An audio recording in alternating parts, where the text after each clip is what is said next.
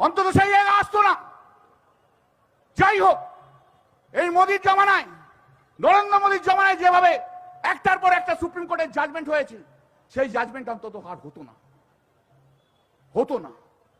ভারতবর্ষের মানুষের অধিকার, ভারতবর্ষের মানুষের বিশ্বাস সেদিন নষ্ট হয়ে গেছিল যেদিন রাম জন্মভূমির জাজমেন্ট হয়েছে।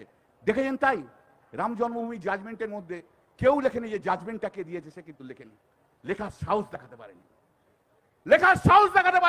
যদি লেখার সাহস দেখাতে পারতো, ভারতবর্ষের মানুষ জানতো যে সংবিধানের সবচেয়ে বেশি নষ্ট যারা করে গেছে তাদের দিকে তাকিয়ে দেখে। মুখ খুললেই আবর্জনা, এই কমেন্টটি আমার সব থেকে আগে মনে পড়লো, যে মুখ খুললেই কল্যাণ বন্দ্যোপাধ্যায়ের মুখ দিয়ে আবর্জনা বেরোয়, এর বাইরে কিছু বেরোতে পারে না।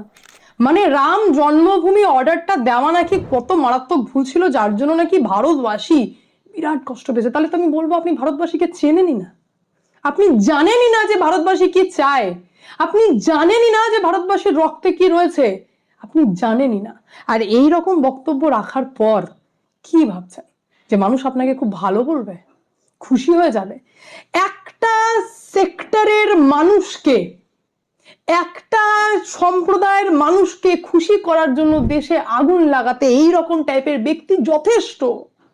এইভাবেই কাজ করবে যে ভবানীপুরে যে সমস্ত ভোটার রয়েছেন, যার মধ্যে বেশিরভাগ হিন্দু এবং নন বেঙ্গলি, দেখুন কল্যাণ বন্দ্যোপাধ্যায়, তৃণমূল কংগ্রেসের কল্যাণ বন্দ্যোপাধ্যায় কি বলছেন, যে রাম জন্মভূমি হওয়াটা নাকি এইরকম জাজমেন্ট ইনি, যে কি জীবনে এটা সম্ভব ছিল না, উনি কত ডোজ মেরে এই স্বপ্ন দেখছেন সেটা কল্যাণ বন্দ্যোপাধ্যায় জানেন, যে উনি নাকি যখন সুপ্রিম কোর্টের সুপ্রিম বিচারপতি হতেন, যখন হতেন CJI chief justice of India, তখন নাকি রাম জন্মভূমির মতো অর্ডারই তিনি দিতেন না।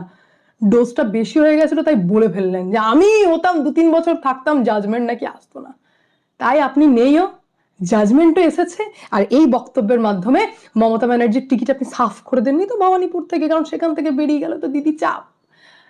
মুর্শিদাবাদের দিকে পালানোর প্ল্যানিং মমতা ব্যানার্জি করছেন না তো, যে মুর্শিদাবাদ সাইড পালিয়ে যায়, মালদা সাইড পালিয়ে যায়, ভবানীপুরটা ছেড়ে দিই, কারণ এইবারই তো দেখার দিদির অ্যাকচুয়ালি বাজুয়ে কাতিলে মানে কতটা দম আছে, কতটা দম দিয়ে মমতা ব্যানার্জি এবার চ্যালেঞ্জ অ্যাকসেপ্ট করে, এটাই দেখার। কারণ শুভেন্দু অধিকারী কি বলবো আমি, বিজেপির একাধিক এরকম নেতার নাম আসছে যারা বলছেন টাপ